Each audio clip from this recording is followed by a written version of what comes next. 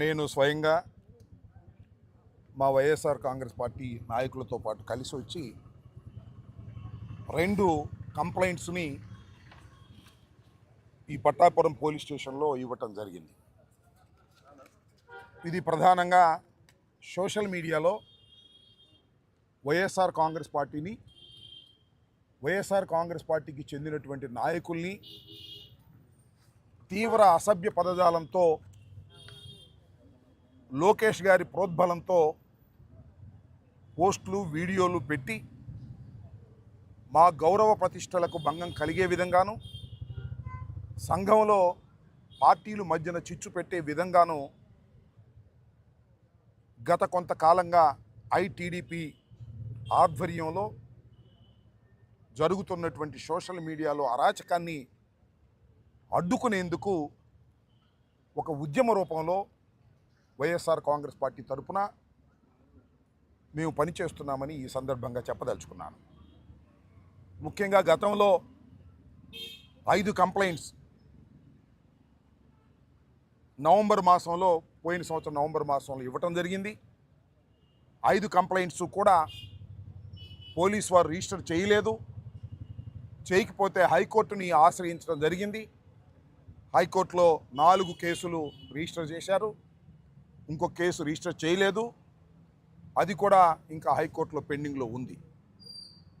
ఇది ఇలా ఉంటే సీమరాజు అనే ఒక వ్యక్తి, ఆయన ఒక వీడియోలు చేసి తన ఐడిలో వైఎస్ఆర్ కాంగ్రెస్ పార్టీని, జగన్మోహన్ రెడ్డి గారిని, వైఎస్ఆర్ కాంగ్రెస్ పార్టీ నాయకుల్ని, నన్ను అనేక రకాలుగా దుర్భాషలాడి విద్వేషాలు రెచ్చగొడుతూ అనేక పోస్టింగ్లు, అనేక వీడియోలు చేస్తున్నటువంటి విషయం చాలామందికి తెలుసు. దీని వెనుకాల టీడీపీ ఉండి నడుపుతూ ఉంది.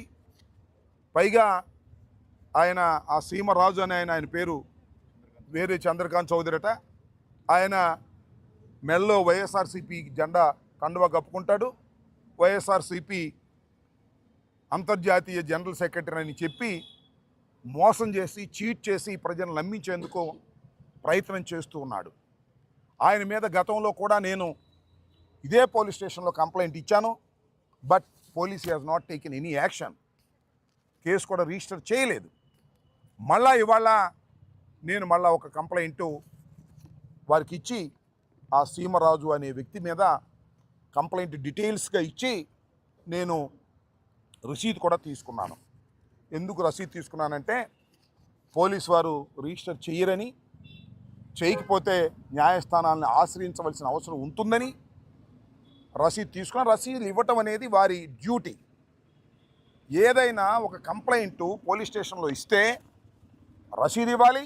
నాకే కాదు, ఎవరికైనా కేసు రిజిస్టర్ చేసి విచారణ జరపాలి. కానీ మేము ఇచ్చినటువంటి కంప్లైంట్స్కి అలాంటి ఆదరణ పోలీసు వారి దగ్గర రావడం లేదు. కాబట్టి న్యాయస్థానాల్ని ఆశ్రయించవలసిందిగా మేము అనుకున్నాం. ఆ రకంగా న్యాయస్థానాల్ని ఆశ్రయించేటటువంటి కార్యక్రమం